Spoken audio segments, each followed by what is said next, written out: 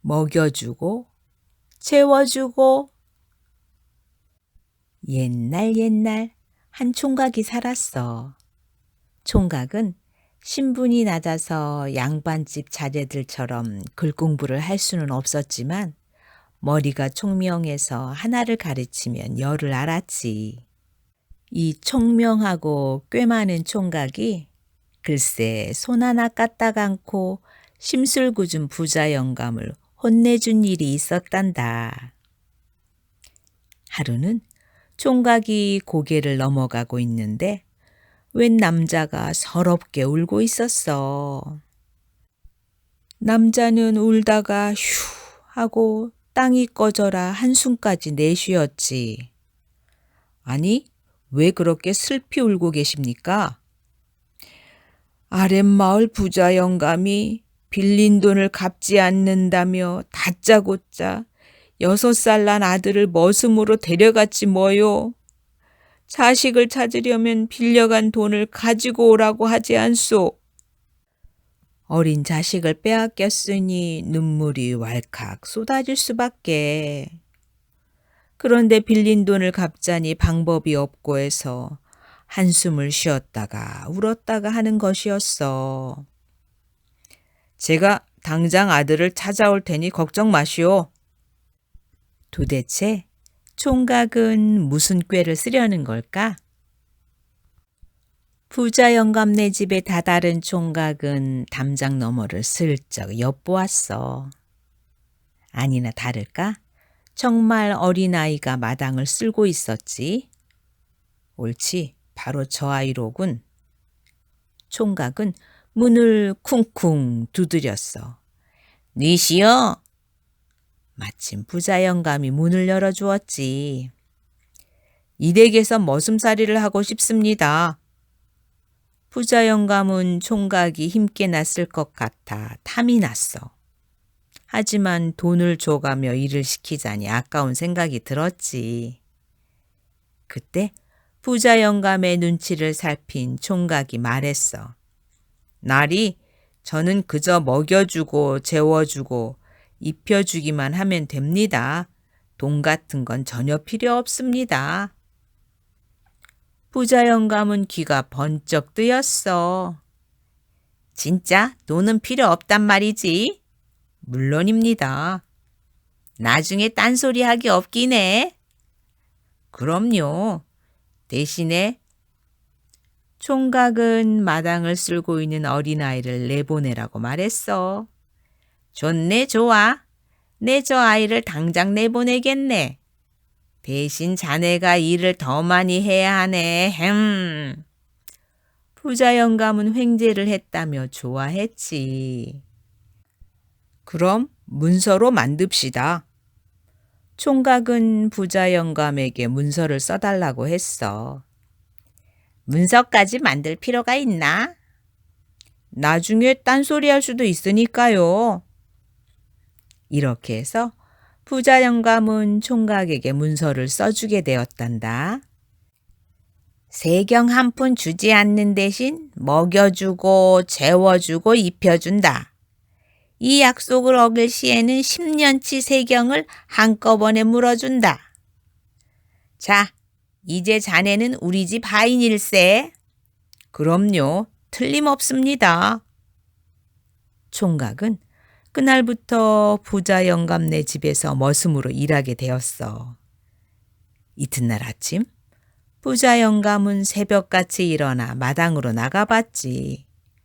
총각이 일을 잘하고 있는지 확인할 작정이었어. 그런데 이게 웬일이야? 여기저기 아무리 둘러보아도 총각의 모습이 보이지 않는 거야. 다른 머슴들은 모두 부지런히 일을 하고 있는데 이 총각만 보이지 않네. 부자 영감은 화가 나서 총각이 자는 방문을 벌컥 열었어. 그랬더니 총각이 밥상 앞에 앉은 채 꼼짝도 안 하고 있지 뭐야. 아니, 여기서 뭐 하는 게냐? 그랬더니 총각이 오히려 영감에게 다그치듯 말하는 게 아니겠어? 왜 이제야 오셨습니까?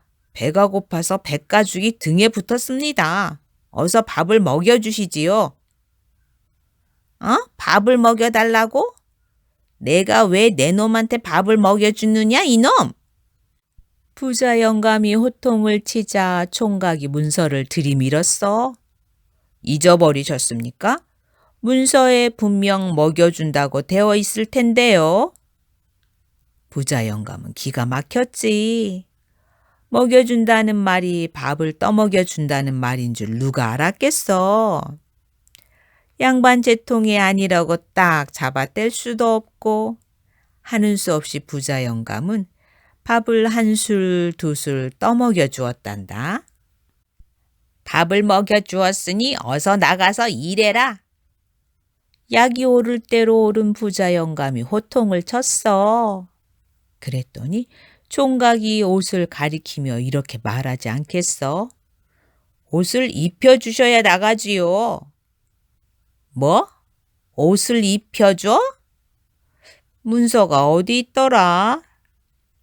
총각은 또 문서를 꺼내 영감의 코앞에 들이밀었어. 하는 수 없이 부자 영감은 옷을 입혀 주어야만 했지. 그제야 총각은 밖으로 나가 일을 하기 시작했어. 그런데 일을 하는 실력이 얼마나 형편없는지 보면 볼수록 한숨만 나왔지. 닭한테 줄 모이를 소한테 먹이고 소한테 줄 먹이를 돼지한테 먹이니 닭은 배고프다고 꽂고 소는 일할 기운 없다고 음매 돼지는 살이 쪽 빠져 꿀꿀.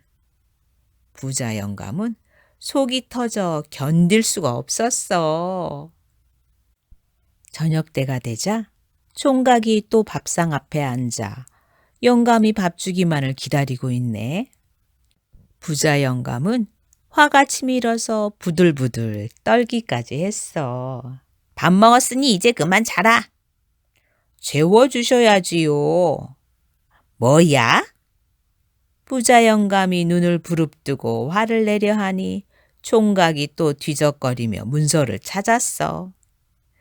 하는 수 없이 부자 영감은 총각 옆에 앉아서 토닥토닥 등을 두드렸지. 자나? 아직 안 잡니다. 이젠 자나? 아직 안 잡니다. 부자 영감은 졸린 눈을 비비며 계속 두드렸어.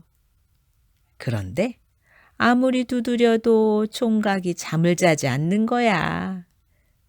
잠이 안 와서 그러니 옛날 이야기나 좀 해주시지요.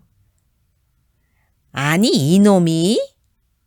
부자 영감이 화를 내며 총각을 걷어차려니까 총각이 또 문서를 쫙 펴서 들이밀지 뭐야.